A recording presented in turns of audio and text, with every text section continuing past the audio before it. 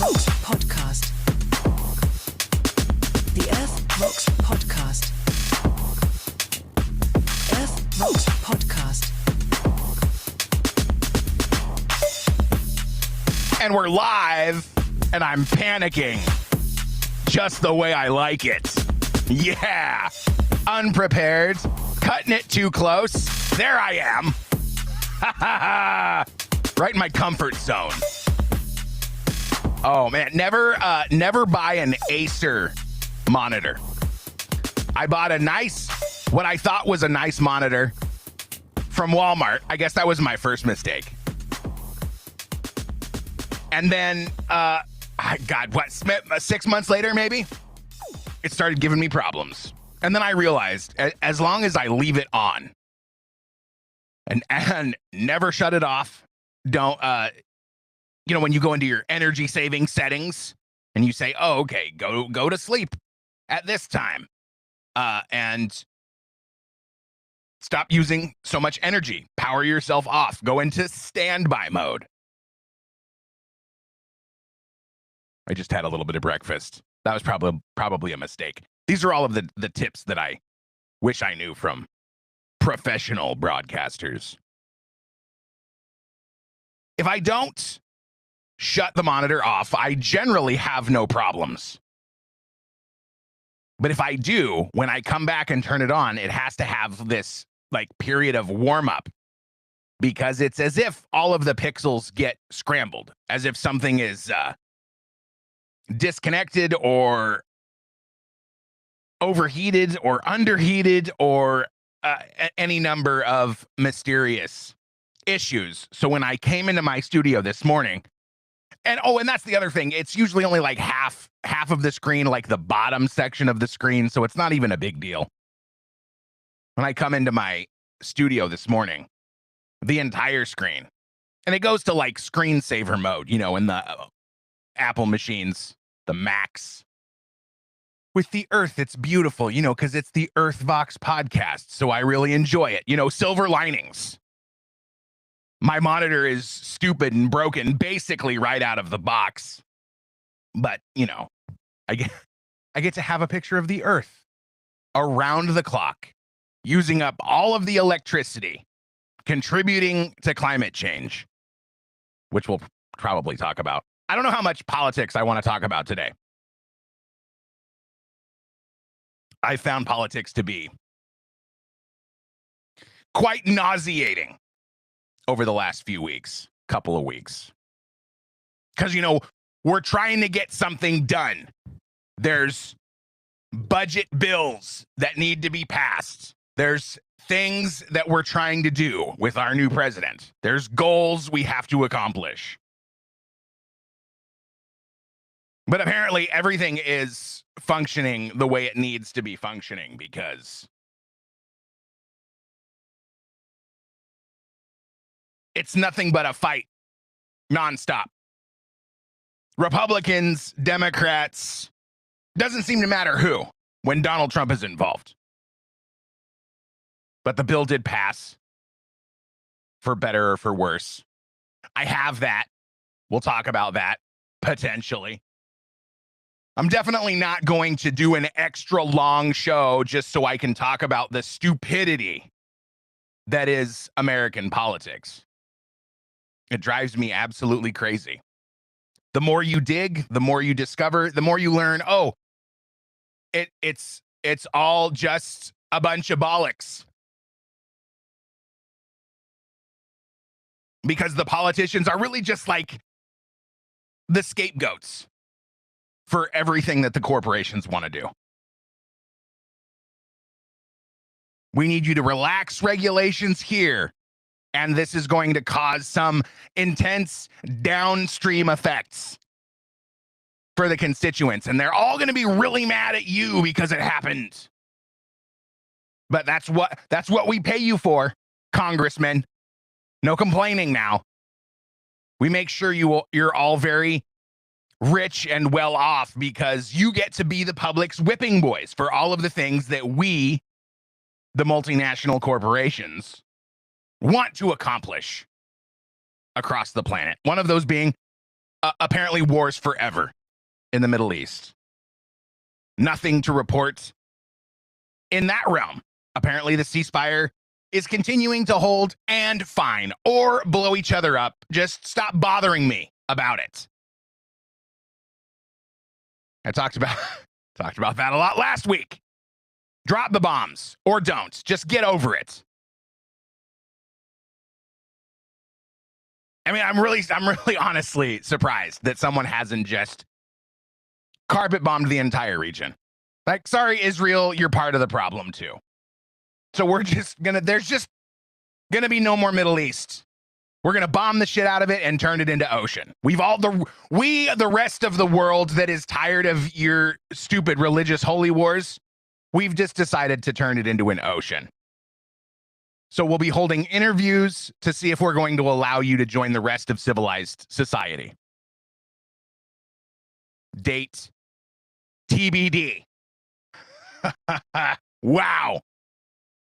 Happy Independence Day a couple of days ago. I hope you all had a great time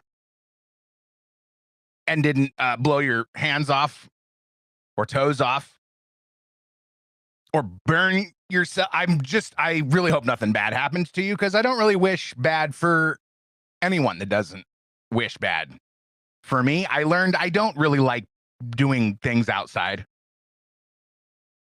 I watched Independence Day fully this morning, the entire thing, because I felt great when I woke up. So I just laid in bed and watched Independence Day. Got to the part where Bill Pullman makes his speech, and I thought, this is the opportunity that I've been waiting for, to share one of the greatest moments in cinematic history with you. Poor Bill Pullman. I don't think he's alive anymore. Or maybe that's Bill Paxton. Or actually, you know what? I think both of them are done. They look a little nervous. No, he's 71 years old. It was Bill Paxton. Bill Pullman, still alive. Major. December 17th, 1953. Here is the best speech I've ever heard in a movie. Good morning. In less than an hour, aircraft from here will join others from around the world. I'm going to try not to cry. And you will be launching the largest aerial battle in the history of mankind. Mankind, that word should have new meaning for all of us today. We can't be consumed by our petty differences anymore. We will be united in our common interest. Perhaps it's fate that today is the 4th of July, and you will once again be fighting for our freedom. Not from tyranny, oppression, or persecution,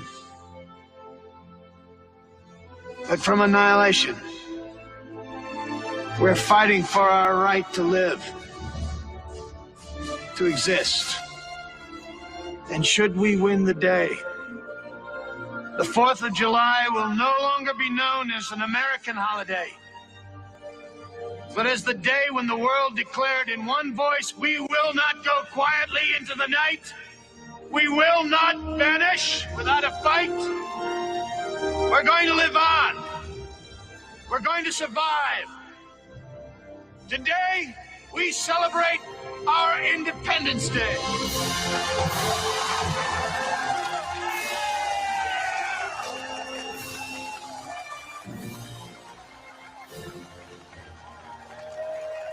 Terrific moments.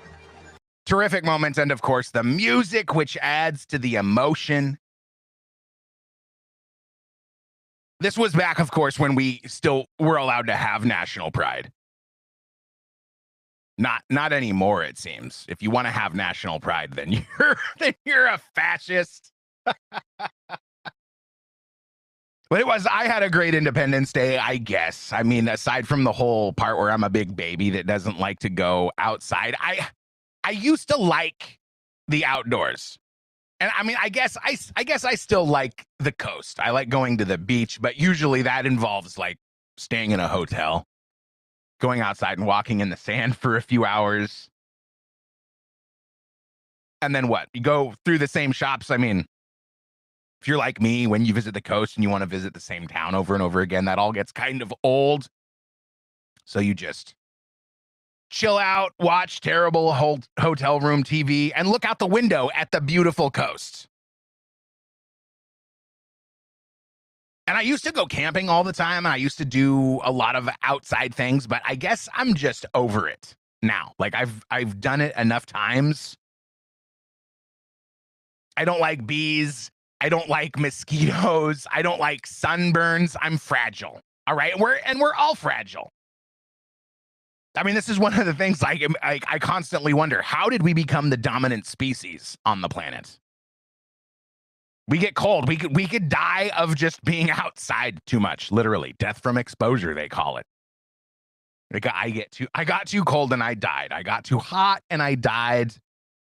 I didn't have access to water for a couple of days and I died. Because it doesn't take long. Some animals, you know, like indigenous species. I'm really not convinced that we're an indigenous species on this planet. For the reasons that I just listed. How did we become the dominant species when we're so soft and fragile? And we get a scratch and we bleed and then it gets infected and then we die. How, if evolution is real,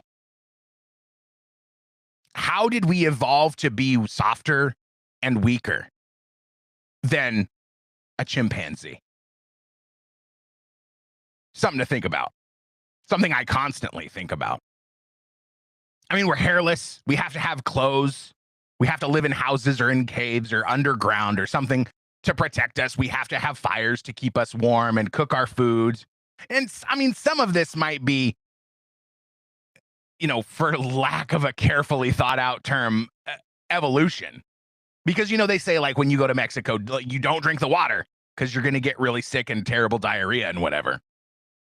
But I mean, people in Mexico drink the water because their stomachs have gotten used to the certain types of bacteria that exist in Mexican tap water that poor softy Americans haven't gotten used to. We need Evian. We need Fiji. So I'm going to drink some tap water out of this jar. I found that bottled water tastes really weird and synthetic now that I've gotten used to drinking the tap water in my town, which I think is okay now. It's got different days. We also run it through the filter that's in our refrigerator, which may have something to do with it. We also don't change the filter that's in our refrigerator, so it's probably not that well filtered. But I don't drink enough water, and I drink too much alcohol. I don't drink too much, like any amount of alcohol is too much alcohol for me. I don't know what it is. I honestly think it's the glyphosate. I found a chart on X a few days ago that I forgot to pull up, which details how much glyphosate is in, or like parts per million or billion that show you, or that is supposed to indicate like how healthy or unhealthy, because, you know, glyphosate gets sprayed. This is one of the things I really hope Robert F. Kennedy takes charge on. And this is also I've hypothesized in previous shows that maybe the reason that some of these European nations don't want to import things like wheat from the United States in the context of tariffs. I mean, this is one of the things that Donald Trump was going to war with Europe over. Tariffs on products and better trade deals, and that includes importing more American-made stuff. Like, we got to make stuff and sell it. And if other countries don't want to buy it, then I guess according to the Donald Trump administration, we have to place tariffs on the stuff that we buy from them to make up the for the difference, the trade disparities.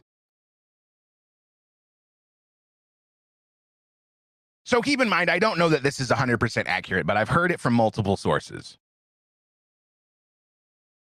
As the wheat, the American wheat, beautiful American wheat, grows in the fields just before harvest, they send those crop dusting planes like the one the guy flew in Independence Day.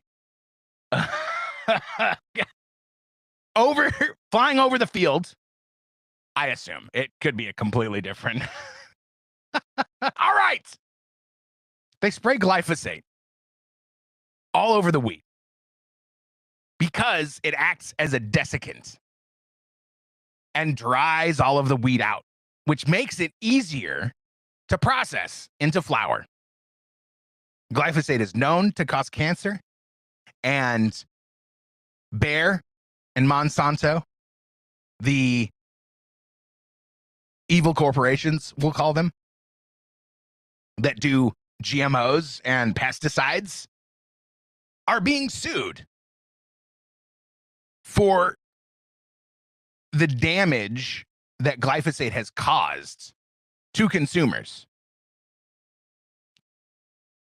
So about, I don't know, 5 or 6 years ago, I noticed that I really couldn't tolerate drinking any kind of alcohol. It makes me feel terrible. I still do it because I guess I'm dumb. Certainly not because I can't go without, because the only time I drink really is for a special occasion.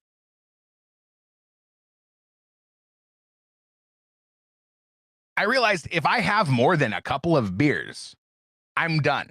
I feel terrible. I get a headache. I got to take a nap.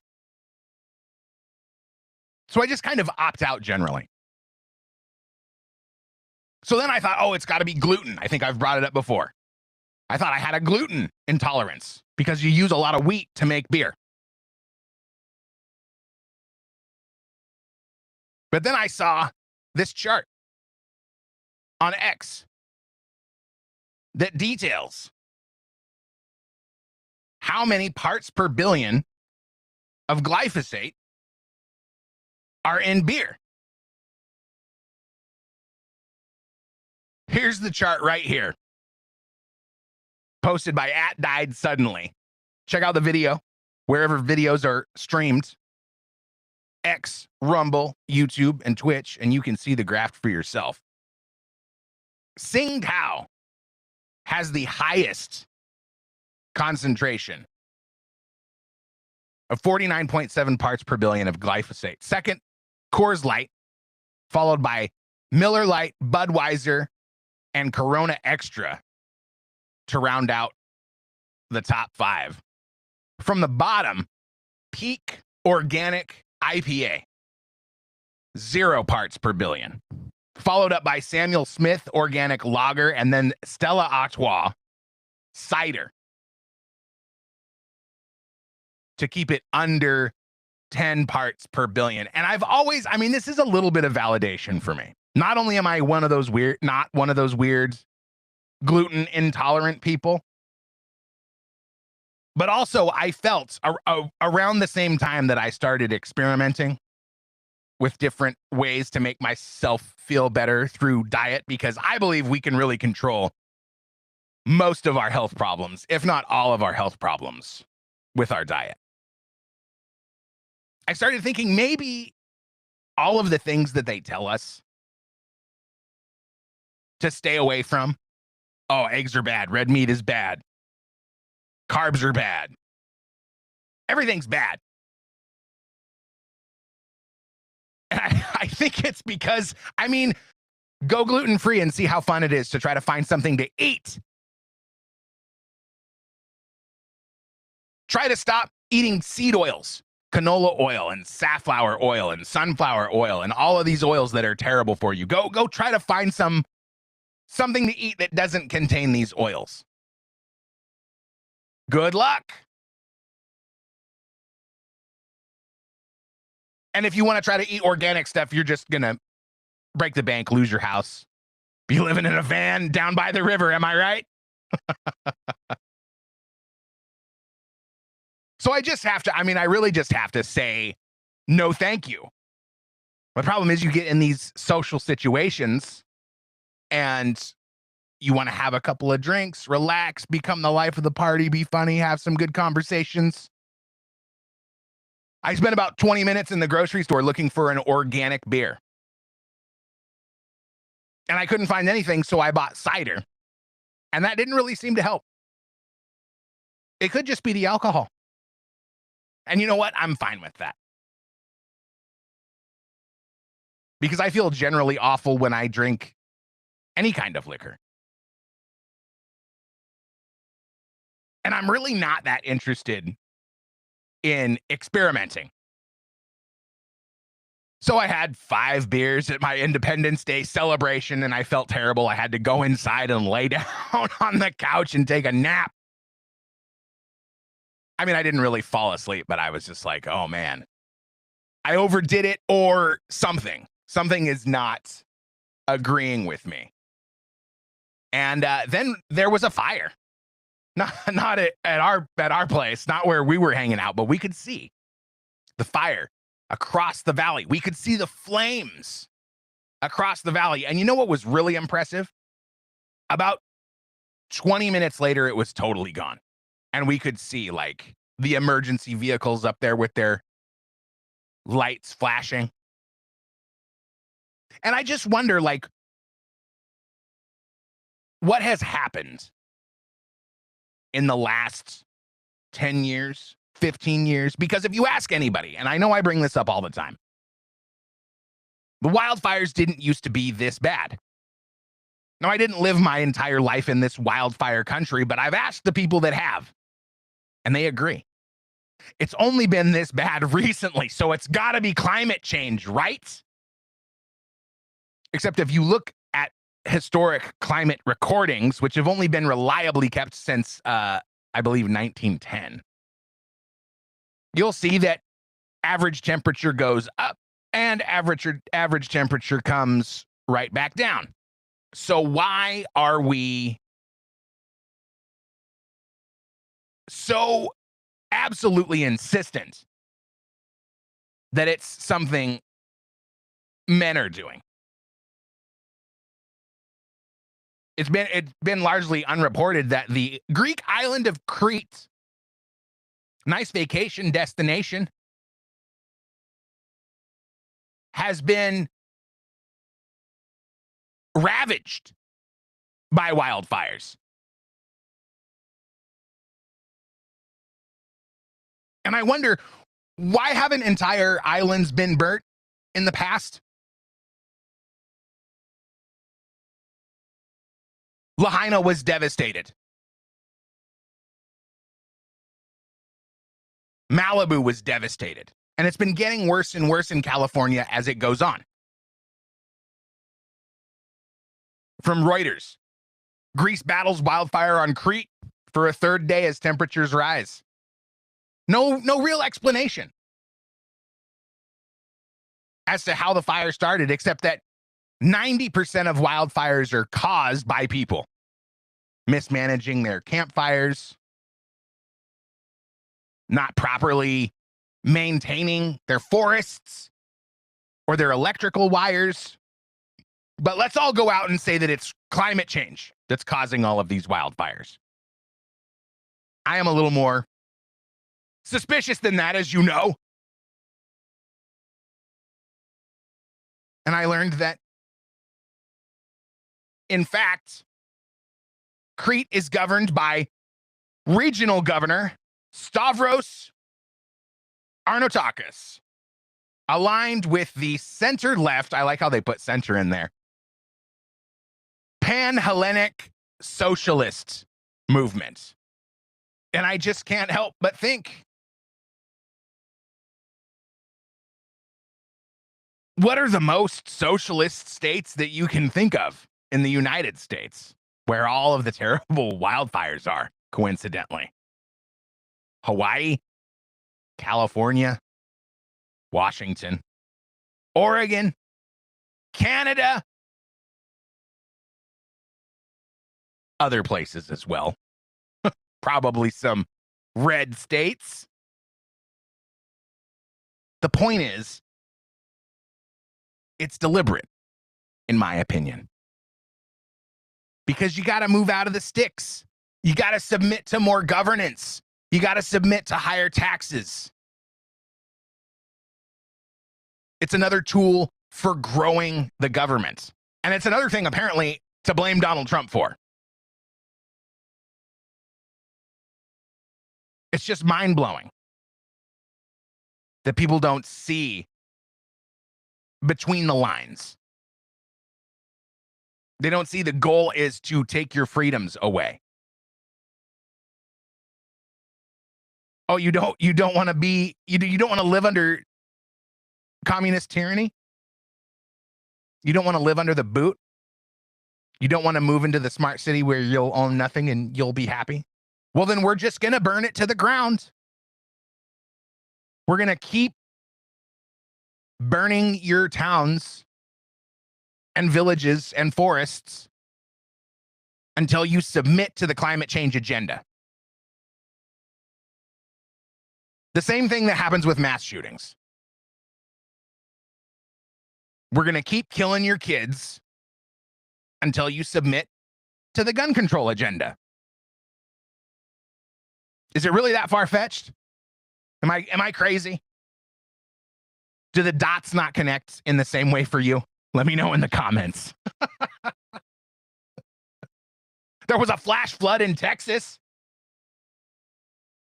I bet they were wishing for some wildfires. Oh my God. Send the water from Texas to put the fires out in Crete. Easy. Problem solved. But of course, the first thing the Democrats did was run out and blame Trump for defunding the National Weather Service, even though it was reported that the National Weather Service gave them multiple days of warning, or maybe it was hours. I have the report here. The July 4th, 2025 floods in central Texas, particularly in the Texas Hill Country, were caused by a combination of meteorological and environmental factors. Remnant moisture from Tropical Storm Barry that happened in Mexico days earlier. Heavy rainfall in a short period. Between 5 and 11 inches of rain fell in just a few hours from July 3rd to July 4th. The topography. Texas Hill Country is known as Flash Flood Alley. The region's steep limestone hills and shallow soils, often referred to as Flash Flood Alley, limited water absorption, causing rapid runoff into rivers and creeks. There were storms. Of course, we want to talk about climate change. The controversies come from inadequate warning systems. Local officials, including Kerr County Judge Rob Kelly, stated that the severity of the flood was unexpected and the county lacked a robust flood warning system. The National Weather Service issued a flood watch on July 3rd and flash flood warnings starting at 1:14 a.m. on July 4th. But some officials and residents claimed these underestimated the rainfall's intensity or were issued too late for effective evacuations, especially given the nighttime timing. I mean, 1 a.m. I mean, what portion of hill country do you think is awake at 1:14 and paying attention to National Weather Service alerts? Some reports suggested that staffing shortages at the National Weather Service due to budget cuts at parent agency NOAA may have hindered forecasting and coordination with local emergency managers. However, the National Weather Service Austin San Antonio office was reportedly Understaffed? Off for the long weekend? No, well-staffed. And warnings were issued hours before the peak flooding. But that didn't stop the Democrats. No. It didn't stop them from rolling out and blaming Trump, because even though 50 people died and many children, we got to make it political. We got to make it political because we have to seize power, because that's the only thing that matters to the left. It's the only thing that matters to the Democrats in charge. The climate agenda, climate credits. It's literally another Federal Reserve System. They want to just charge you money for existing. And they will do that through the climate change agenda. Carbon credits. You're a business that pollutes. You will purchase a certain amount of carbon credits each year, I assume. If you go over those, you'll have to buy more. You'll be issued a certain number of carbon credits as a civilian. Oh, but get this, you'll be able to sell them to rich people like Jeff Bezos who want to take their yacht out. Doesn't that sound like a great idea? Oh man, F words are coming to mind. A multitude of F words to describe how I feel about that. It just seems like it's all fake. I can't get around it. Sometimes it's cold. Sometimes it's hot. Sometimes it snows a lot. Sometimes it only snows a little bit. That's climate change for you. It's changing.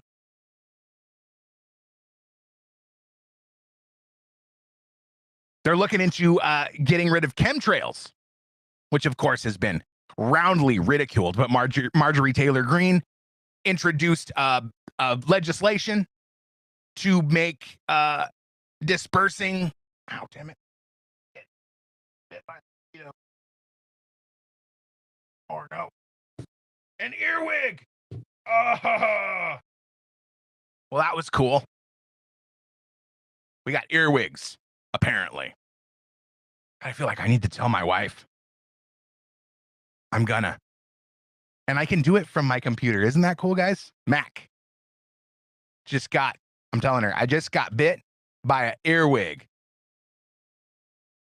During the show. She knows the show is going on.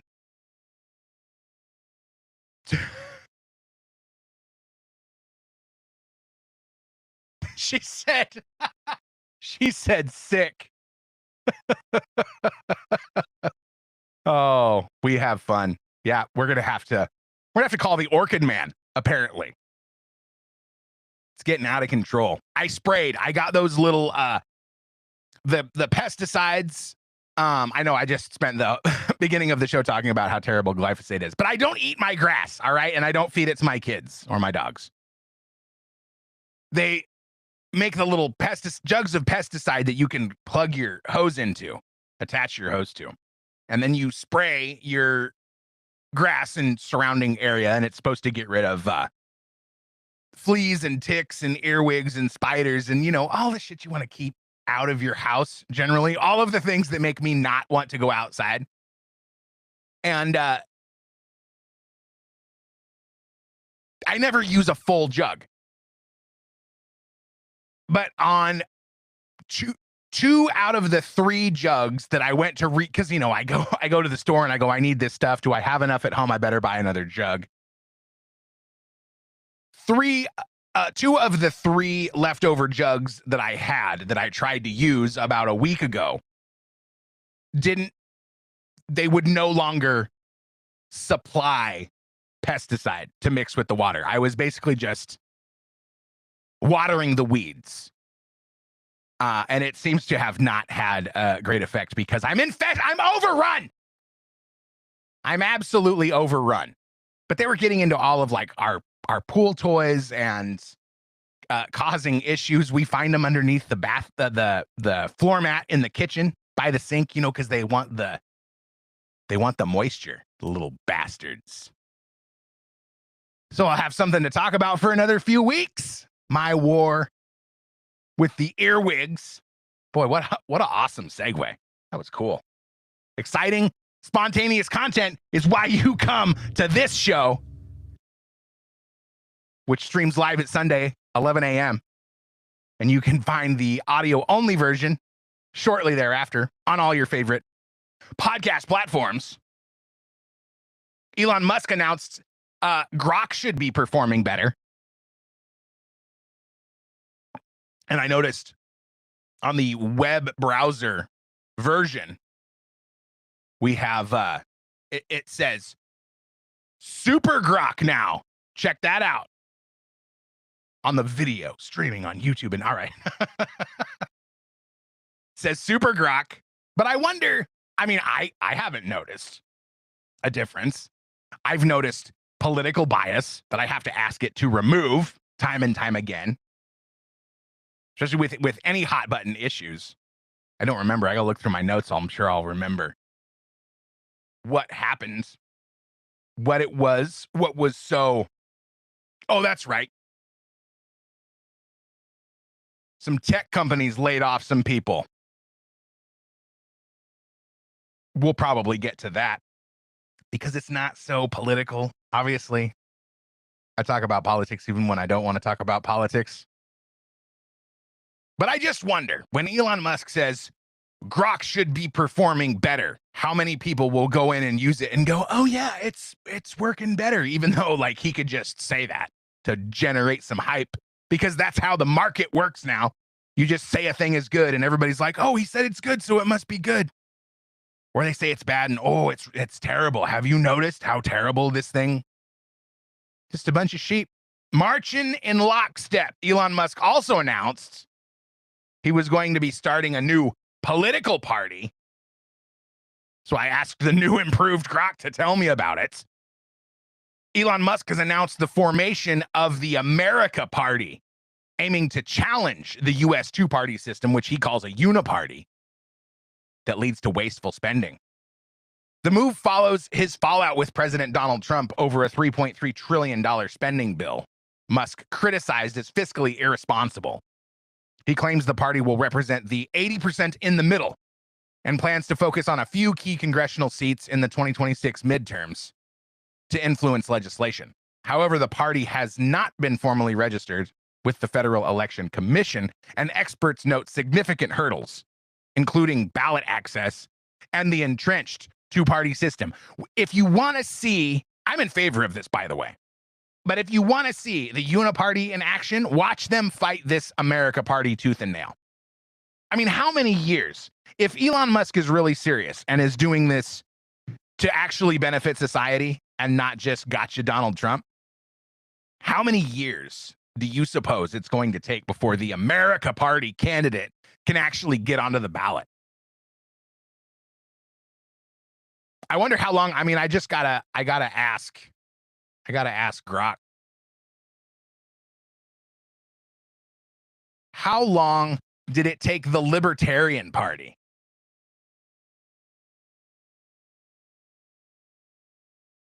to gain ballot access? Is probably the right terminology. Searching. The Libertarian Party, founded in 1971, first achieved ballot access in all 50 states in 1980, taking about 9 years. I mean, that seems about right. I would have guessed 10 years. And the stories are already rolling out. Oh, this is going to give victory to the Democrats. The Democrats are going to win because the America Party is going to split the Republican vote, and which is just, I mean, it's just all propaganda, in my opinion. Like, why would all of the Democrats just automatically vote for the Democrat, but the Republicans would be split? It doesn't make any logical sense. Like, there are a multitude of of opinions and political alignments in both parties. And this is like one of the most frustrating things. The difference is, in American opinions, they're not evident in the two parties. And this is something I've been talking about for a long time. If you want to be a Democrat, you have to, in theory, agree with all of the doctrine that exists on the left. Pro-abortion, transing kids, all of those things. It's a cult now. This is one of the reasons that the Republicans have a hard time getting anything done. One small reason. Because they're allowed variety of thought. They're allowed to actually represent their constituents.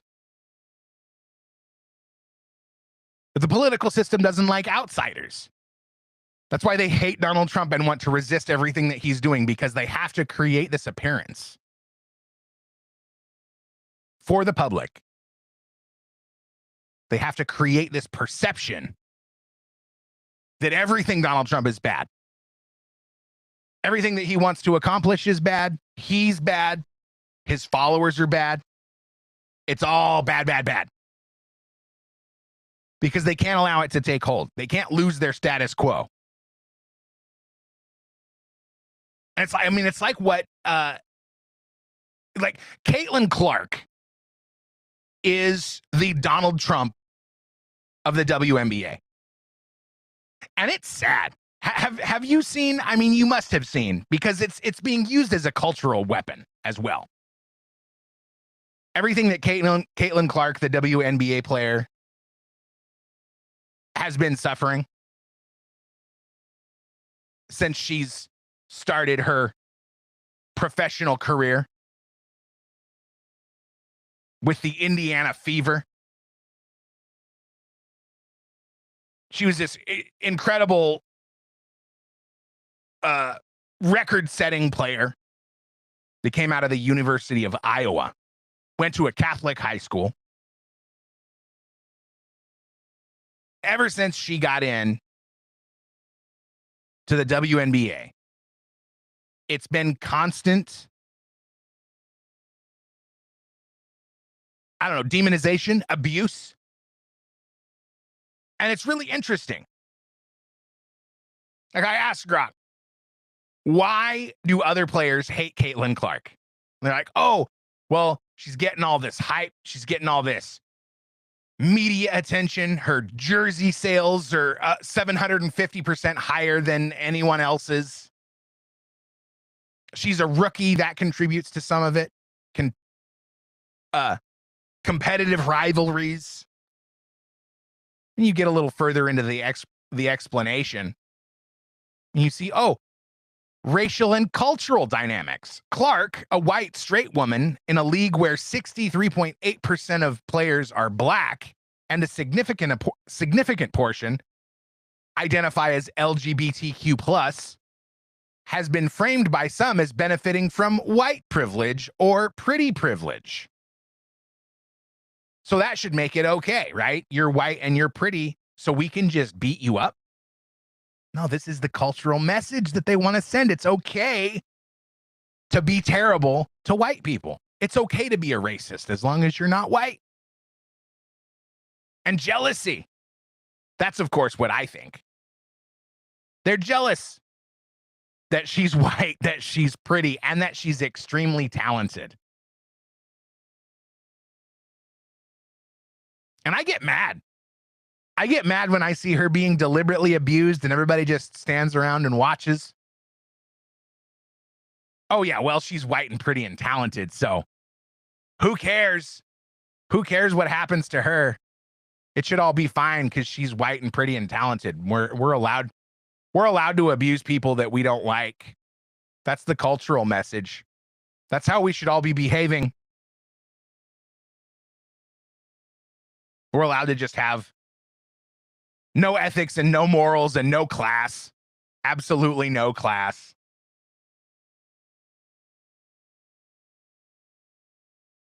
But it's getting a lot of attention for the WNBA, so the WNBA loves it. It's bringing a lot of eyeballs to television sets, so the networks love it. But you know what? They're going to be really disappointed where Caitlin Clark suffers a career-ending injury and can't play anymore. Then what's going to happen? So then the WNBA is going to be a little bit sad. Then those networks are going to be a little bit sad because nobody cares about the other trash players that don't bring any eyeballs, that don't put any butts in seats. But it's a really powerful cultural message. So let's just go for it.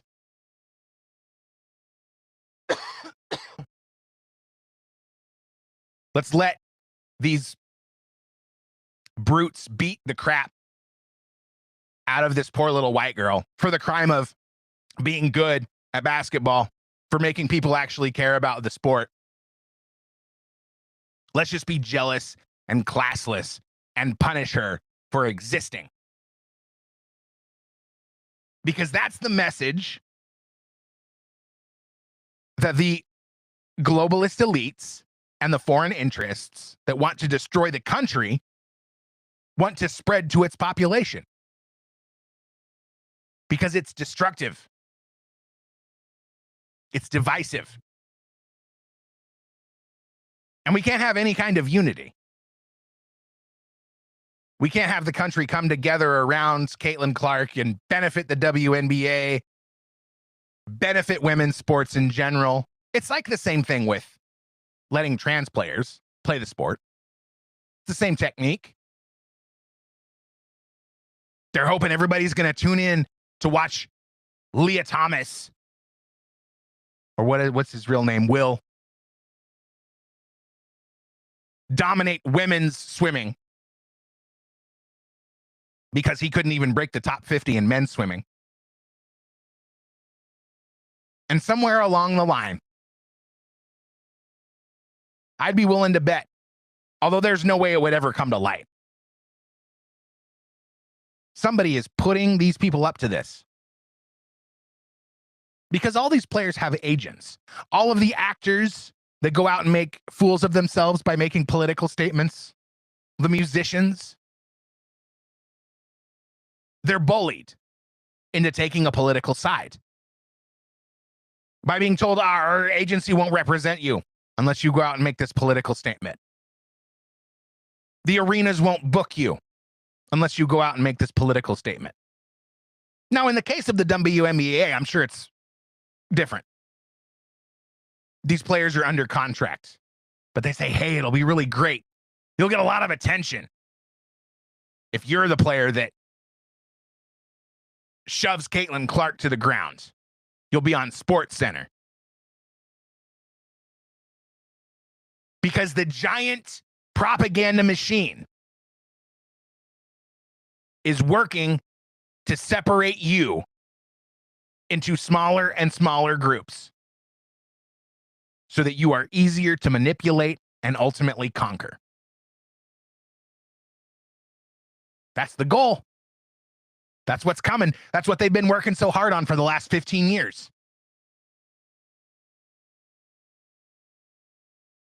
And they use useful idiots. They brainwash people. You should listen to, God, who was that guy? Kyriakis? I think that's, if my battery's not dead, I'm sure I got it right here on my phone. I think I probably brought it up a couple of weeks ago. Former CIA guy had his life ruined by the Obama administration simply because Obama just didn't like him, because John Brennan, the really evil, corrupt CIA director under Barack Obama, was told, he told Barack Obama, this guy cannot be trusted. We shouldn't have this guy. Basically, we got to get him. We got to arrest him. Almost there. John Kiriakou. Definitely listen to the John Kiriakou interview with Tucker Carlson, because it explains all of this stuff. It explains that these programs were real. MK Ultra was real.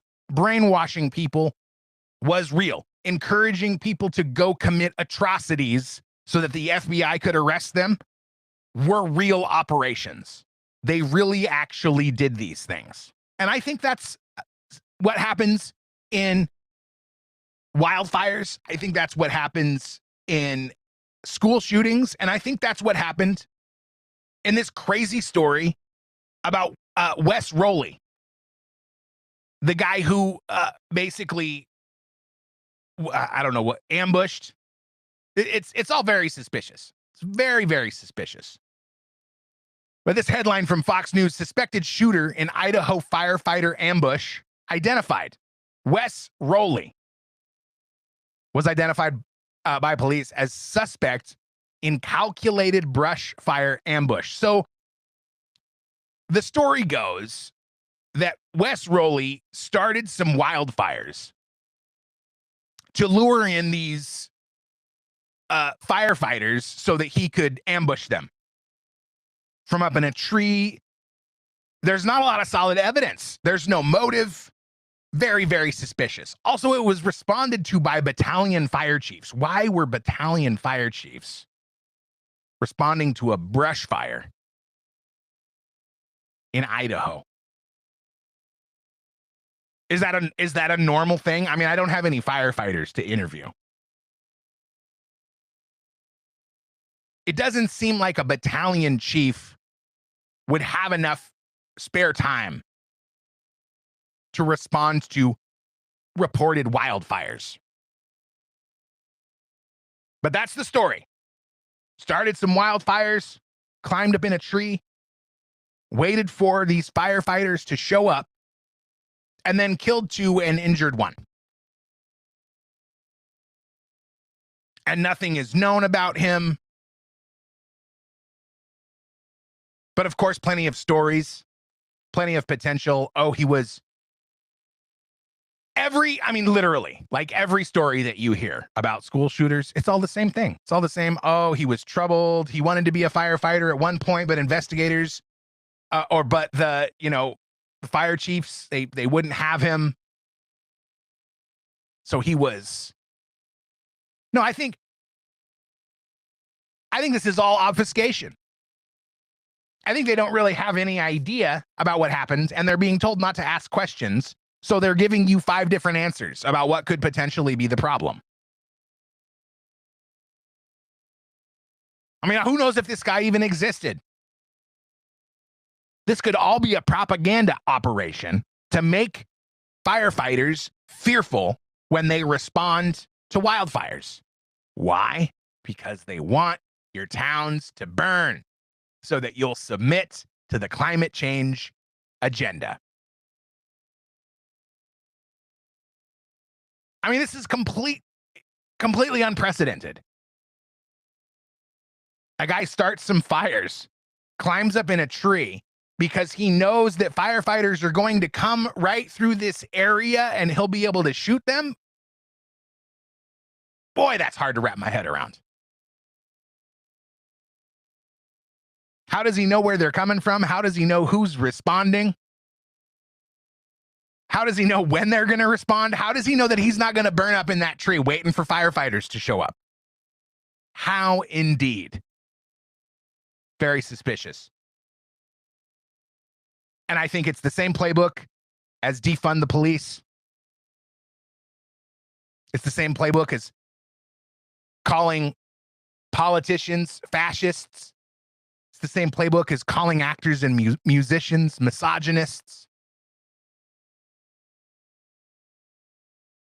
It's all to make you afraid, to paralyze you with fear, so you don't do things, so you don't show up to fires, so you don't show up to police calls, so you don't represent your constituents, so you'll be bullied into going out and making political statements as an actor that people respect.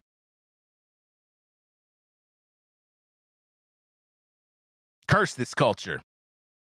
It's evil. It's not real. And that's really the best news. That is really the best news. It's not real. But the machine is trying really, really hard to make you think that it's real.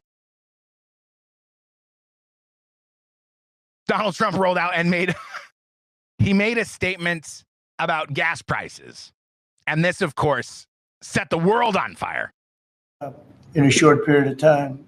Energy prices are way down. Gasoline now is down to close to $2 in a lot of places. A couple of places I see it even broke. It's like $1.98 a gallon. We've done a great job on inflation and honestly, pretty much everything else. In a short period of time, energy prices are way down. Gasoline now is down to close to $2 in a lot of places. A couple of places I see it even broke. It's like $1.98 a gallon. We've done a great job on inflation and honestly, pretty much everything else. So in a short period of time. This broke the internet. Well, this broke the liberals. Because gas isn't $1.98 a gallon. I haven't seen $1.98 gas anywhere. People are still, I mean, even Grok, even here, let's do it. Let's do it in real time. Experience this betrayal.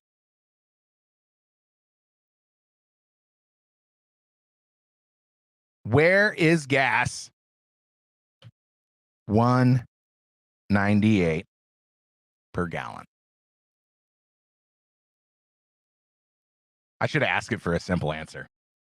As of July 6, 2025, and listen to what a friggin' leftist Grok is now. Like, how are you going to start an America party, Elon, when you got people like this? People. When you got systems like this operating in your, I mean, I don't know if you'd consider X as flagship, but it certainly is for most of the world. As of July 6, 2025, there is no evidence of gas prices at $1.98 per gallon anywhere in the United States at the retail level. According to data from Gas Buddy, which tracks prices at over 150,000 gas stations nationwide, no station has been reported selling gasoline at $1.98 per gallon in recent months. The lowest reported price in April 2025 was $2.19 per gallon at a station in Texas. And the lowest state averages in early July were in Mississippi, $2.66, and Tennessee, $2.70. The national average price is approximately $3.17 per gallon. Claims of $1.98 gas may stem from a misunderstanding, of wholesale gasoline prices. And I have them here. Yes, I do.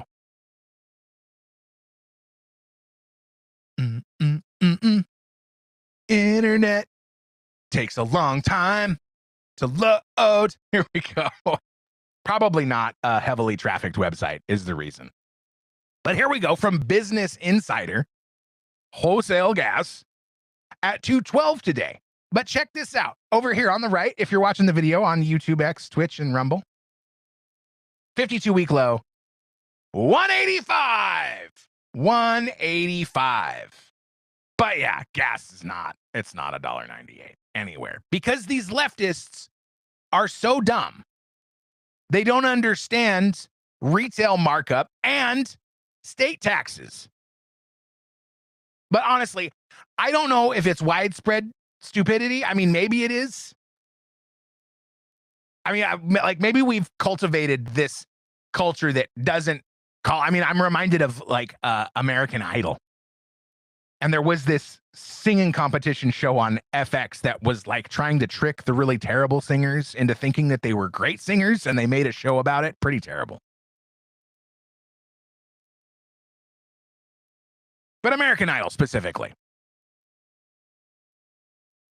Some of these people would go up in front of these judges and embarrass themselves so badly. I felt to myself like these people don't have anyone in their life that will tell them, hey, friend, hey, son, hey, daughter, you're not a very good singer. And I think that you just need to know that. Because you're about to go embarrass yourself. And it hurts my heart to know that you're going out there and embarrassing yourself on national television. And you don't have anyone around you to set you straight. Is that what's happened in our culture? People have gotten so stupid and don't have anyone around them to say, hey, that's dumb. Shut up, you're stupid. Quit making yourself look like a fool on X and the gram. You're an idiot and you need to be embarrassed about it. not celebrated for it. Boy, how the globalist culture loves that.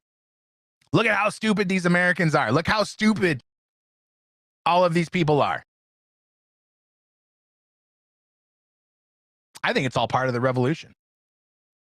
I don't know anyone personally that says that kind of stupid shit. Because please believe, I would tell them, hey, of course I wouldn't say, hey, that's stupid, but I'd ask a lot of questions. That's how you get to the bottom of all of it. Oh, you think X crazy thing? Well, explain that to me. Tell me about this. What about this? What about that? And then they start getting real mad. Maybe that's why. Maybe all of these people are cowards. Or they're busy. Like, good luck with that, you idiot. I got to go to work. I think it's all part of the revolution. Ruin the IQ. Ruin the sex drive. Hurt the population. Hurt reproductive health. Make everything about being a 10 with a six-pack and a six-figure income. Not a lot of those kind of people out there. So not a lot of people having good, healthy relationships. Not a lot of people getting married. Not a lot of people having babies. It's an attack. And then people roll out and say this dumb shit, and it's like, ooh, ain't nobody having babies with you. But of course, it's the educational institutions that put these ideas in people's head. Twist their brains up with socialism and communism. And I guess you can kind of blame the system for the rise of communism. You can blame the media. You can blame foreign interests. Because they're all partly responsible, in my opinion. But I blame capitalists. They've so greedily sucked all of the wealth out of this country with no second thoughts. Now they all want to go to AI. They all want to go to automation because they don't care about providing a good job. They don't care about having a healthy country to perpetuate their business in far into the future. It's all about 3 months at a time. How can I show profits this quarter? I'll worry about next quarter when I get there. Ask me how it's going in 3 months and I'll tell you. This is what's hurting us. Because they have no consideration for the future health of the nation. If you work for a big company, you know this already. But I blame the capitalists. The capitalists have made capitalism look so tyrannical, so overbearing, so oppressive, and so unattractive that people are looking elsewhere. Great job, capitalists. Real great job. It's supposed to be the best economic system in the world for a reason. Are you helping it? Are you helping capitalism realize that future? Or are you looting it for your own benefit? Are you making the youth of the country think that communism is the answer for your greedy destruction of this economic system? I'm not a communist. I'm not a socialist.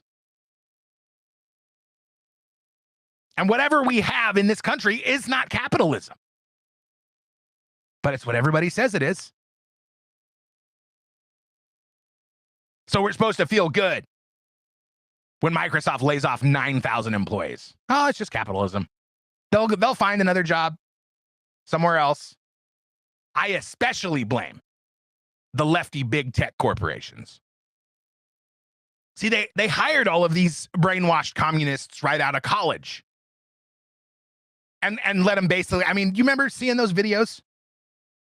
They were in my feed. Hey, this is my super sweet job at Twitter where there's a bar and a restaurant and a full gym and free daycare and all of this. Like, basically, I go to work at a resort and I don't have to do very much all day and I can hang out. Like, people were getting fired from these big tech companies because they would film themselves on Instagram screwing around. Oh, I go over here to this restaurant where they serve alcohol, or maybe it was downstairs, or it was probably open to the public. I mean, that's a smart business decision.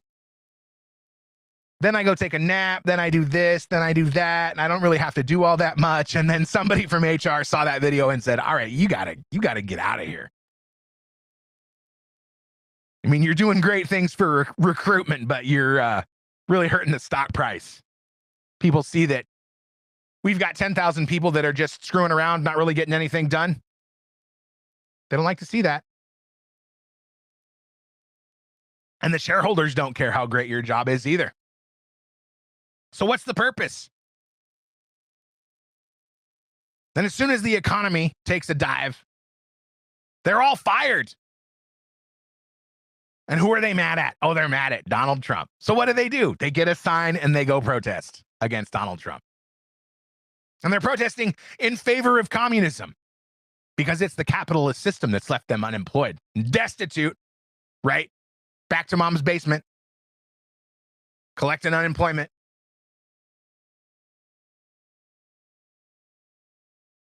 You know the reason Microsoft laid off all of these employees? I'll give you a guess. All right, top 4 reasons, right?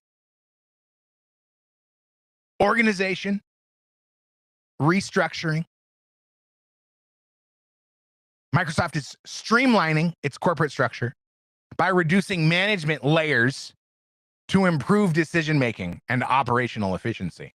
I'm sure that's straight from the press release. But then get a load of these last 3 reasons. The company is reallocating resources to fund significant AI and cloud computing initiatives. Layoffs are part of a strategic shift to focus on high-growth areas like AI, ensuring Microsoft remains competitive in a rapidly evolving tech landscape. And similar to other tech giants, Microsoft is reducing headcount to adapt to economic pressures and prioritize automation and AI-driven efficiencies. Reason number 1, right there. They're giving all their jobs to AI. It's begun. Isn't that cool? 9,000 people unemployed because Microsoft is using AI now. Because that's what these wonderful capitalist companies get you. And of course, it has nothing to do with capitalism. All right, calm down. It has everything to do with the New World Order.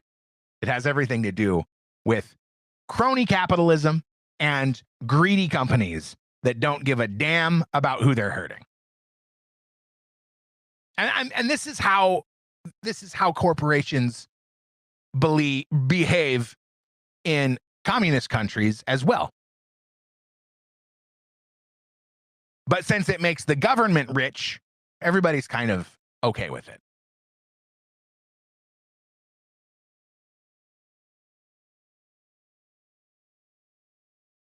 So let's see. I mean, we're in a real mess. The corporations are against us. The politicians are against us, except for maybe a handful. I don't know. I don't know if I trust what Donald Trump is doing. He's come out recently again and said, "Oh, we have to protect the farms and the service industries from losing these people."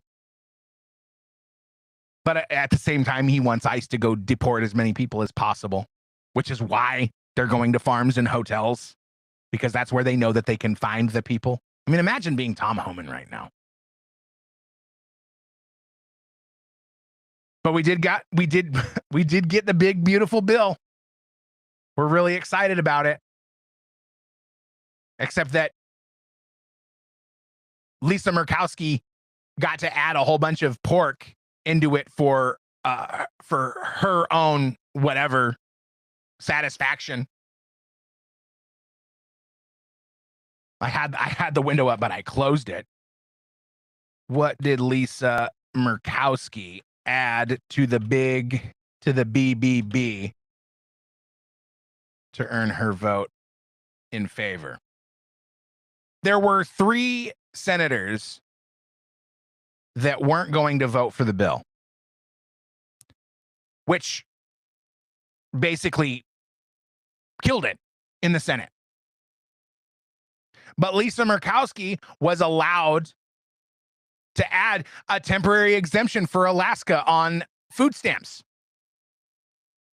a significant increase in the Rural Hospital Fund, doubling it from $25 billion to $50 billion. Energy tax credit protections. The bill initially proposed harsh cuts to clean energy tax credits from the Inflation Reduction Act, which Murkowski opposed due to their importance for Alaska's rural communities. So basically a bunch of bullshit. Oil and gas developments. Murkowski championed provisions for new oil lease sales in Arctic National Wildlife Refuge, the National Petroleum Reserve Alaska, and Cook Inlet. She secured more tax breaks for Alaskan communities, allowing certain expenses to be deducted. While everyone in the Senate was so upset that there weren't enough cuts, and that's why they weren't voting for it, they allowed Lisa Murkowski to inject a bunch of pork into the bill to basically buy her vote. Where you at, Rand Paul? Where you at, fiscal hawks? Lisa Murkowski added hundreds of billions in pork to the big, beautiful bill because you wouldn't vote for it the way it was. I mean, it's still a good bill. Here's what we got. Permanent extension of 2017 tax cuts. Boy, this was one that was really important to me. Donald Trump did a bunch of tax cuts in his first term that were going to take effect again starting January 2026. Tax provisions, including the 21% corporate rate and SALT deduction cap increase to $40,000, align with the 2026 tax year to avoid retroactive changes per tax foundation analysis. We got reductions to Medicaid and SNAP, basically work requirements, phased in by January 2027. We raised the federal deficit, which means we can borrow more money, which is what turned off a lot of Republicans. We got $185 billion in border security funding.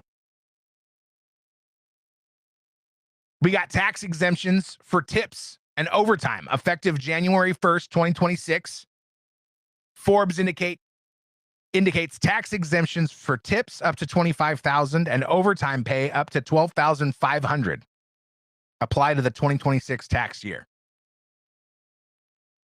So you'll put in what you earned on overtime. This will have to be, of course, the corporations will have to include it in their tax documents that they supply to you at the end of the year, beginning of the year. And you'll be able to deduct that from the taxes that you paid. Medicare savings programs changes effective July 1st next year. Restrictions on Medicare savings program enrollment take effect in fiscal year 2027, aligning with Medicaid budget adjustments. Business tax incentives. We're phasing out clean energy credits, which is good because that's all a scam. That's all money laundering. Education and environmental policy adjustments. Department of Education, Department of Energy. It was very controversial. People didn't want to lose their gravy train. And newborn investment accounts, yes. A $1,000 index fund accounts for babies born on or after January 1st. Trying to get that birth rate up. Trying to secure the future of America. I mean, that's what this is all about. These people don't want a future for America. The loud voices, the ones that make you all concerned, which you should be concerned.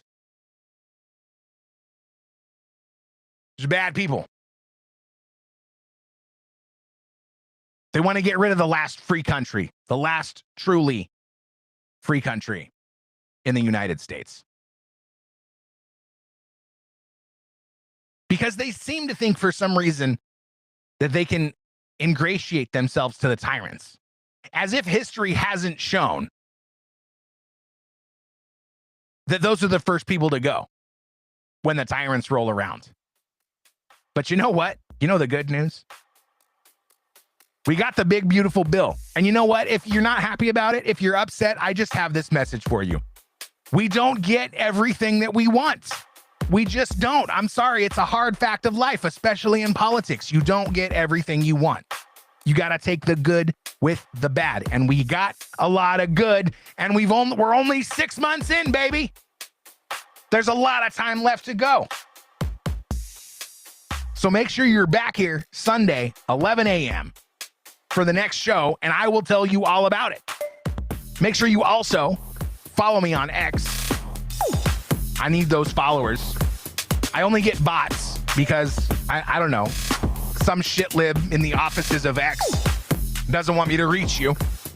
So this is also why I need you to share everywhere you go. Help spread the word. Send people here where they can hear the truth with a little bit of perspective and hopefully get a few laughs out of it too. That is also the part of the goal. That's why I'm such a goofball. Send me an email, therealearthvox@protonmail.com. I am at earthvox everywhere else. Look me up, talk to me. I want to hear from you. And send me an email or voicemail rather. It's 701-787-1121.